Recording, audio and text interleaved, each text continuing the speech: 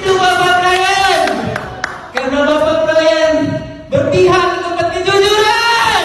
Petitum kita itu sudah memintakan juga nanti kita supaya uang disita oleh negara, begitu ya, supaya uang disita oleh negara.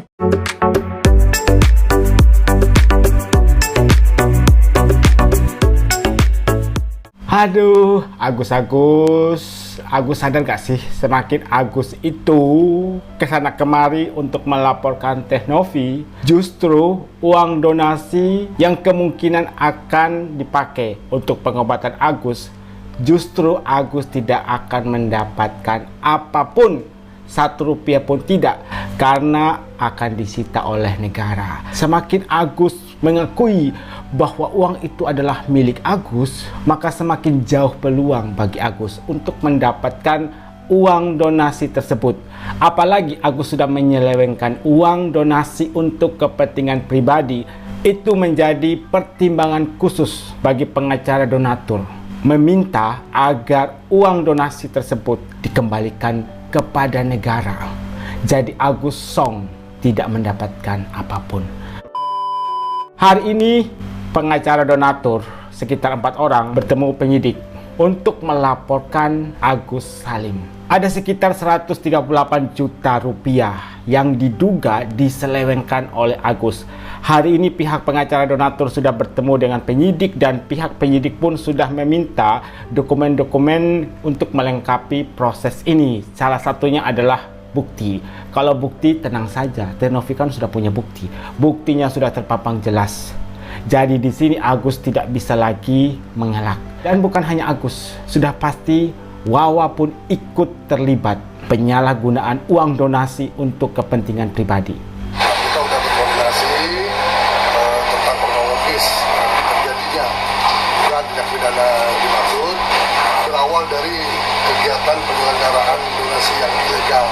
Kemudian dana itu diselewengkan oleh pihak Agus.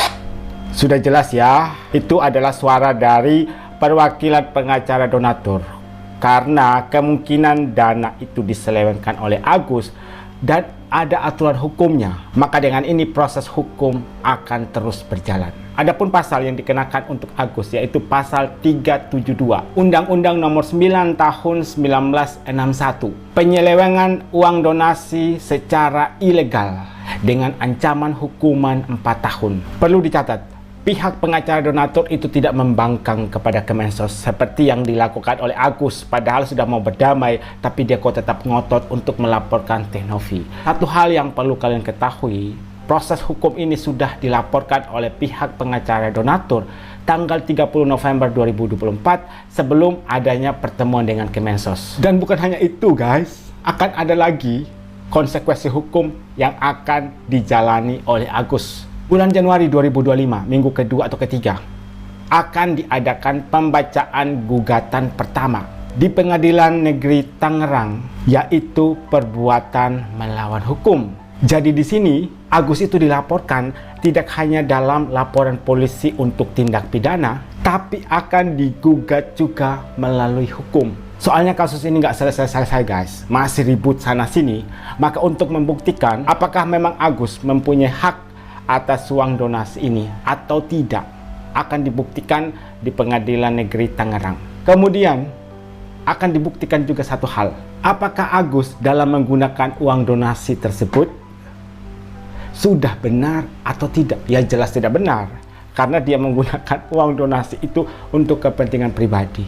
Berjalannya laporan ini bukti bahwa kita pun mampu memproses hukum Agus secara pidana. Dengar nggak kata pengacara donatur?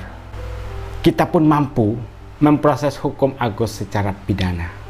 Petitum kita itu sudah memintakan juga nanti kita supaya uang disita oleh negara, begitu ya, supaya uang disita oleh negara. Petitum dari pihak pengacara donatur pun meminta agar uang tersebut disita oleh negara. Mungkin Agus berpikir ketika didampingi oleh kuasa hukum yaitu Alvin Lim, dia merasa yakin atau optimis mungkin ya bahwa dia akan mendapatkan uang donasi itu. Kalian masih ingat nggak perkataan dari salah satu tim dari Alvin Lim? Simple sebenarnya. Kalau Teh Novi mengembalikan uang donasi itu, maka kami akan mencabut laporan terhadap Teh Novi. Kalau Anda melaporkan Teh Novi, Karena bikin VT mengikuti gaya dari Agus, yang pertama yang pakai itu bukan Tenovi tapi Yolo ini. Dan Yolo ini pun sudah mengakui bahwa itu adalah ide dari dia. Tapi bagaimana dengan yang lain yang jumlahnya 500 juta kreator yang memparodikan Agus sedih? Dan bagaimana dengan kucing-kucing yang juga memparodikan Agus yang menggunakan penutup mata seperti ini? Ada banyak sekali loh kucing-kucing yang memparodikan Agus sedih. Apakah Anda akan menuntut mereka juga? Lo pikir lo siapa?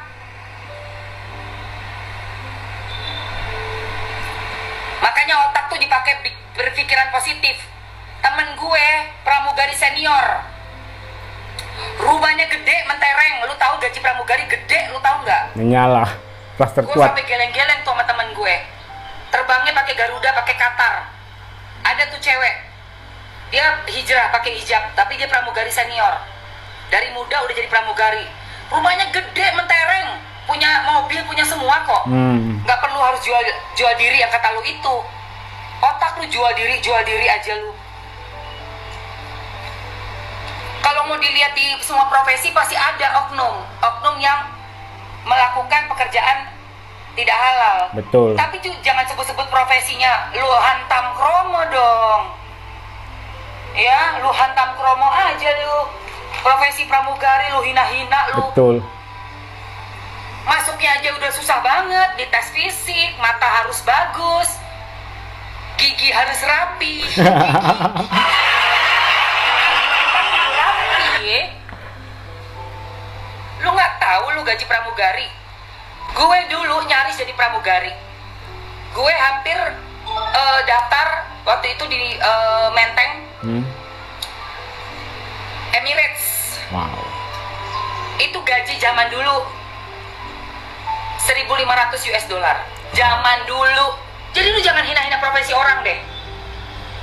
Jangan lu hina-hina profesi orang. Gak suka. Salah satu artis senior, Emma Waroka, akhirnya speak up terkait dengan perkataan dari Afilim kemarin yang mempertanyakan Novi karena profesi sebelumnya adalah seorang pramugari. Di sini Emma Waroka tidak terima dong. Dan kita juga berharap semoga organisasi atau perkumpulan pramugari mereka bisa speak up, mereka bisa menuntut loh. Dan di sini Emma Waroka pun menyoroti soal gaji yang didapatkan seseorang ketika menjadi pramugari. Tadi kan sempat dijelaskan juga tahun jadul aja udah berapa ya, 1.500 US dollar. Kalau sekarang sudah berkali-kali lipat naiknya. Makanya di situ ada komentar, gaji pramugari itu per jam hitungannya. Wow, bayangkan mahal pasti ya. Nah, di sini ada saran gitu ya kepada pramugari untuk mengajukan somasi kepada AL. Mulut si AL udah nggak ada saringannya. Kayaknya betul ya, nggak ada filternya ya, lost doll seperti itu ya. Makanya semena-mena ucapannya. Sudah bocor sana sini sama dengan yang bocor. Jadi apa saja semua bisa diomongin sama dia alias Aspun. Padahal dia lawyer. Tahu hukum tapi kok dia kayak orang buta akan hukum. Mulutnya si Al itu kalau ngomong kayak mesin pabrik nggak berhenti-berhenti. Dia ngomong seenak jidatnya. Betul sekali komentar ini ya. Saya ex pramugari seusia Mbak Emma. 16 tahun saya di profesi itu. Dengan dulu saya gaji 2 digit loh. Itu tahun kapan ya? Udah lama banget ini. Sampai jadikan anak sarjana. Kerja baik-baik aja. Nggak ada yang jual diri. Jadi tidak ada istilah pukul rata. Oh, semua pramugari itu jual diri. Nggak ada. Memang di setiap profesi itu seperti yang dibilang oleh Emma Waroka, ada oknum-oknum tertentu. Tapi tidak semua juga, tidak pukul rata. Dalam setiap profesi pasti ada. Tapi tidak semua. Hal itu juga yang dijelaskan oleh Emma Waroka.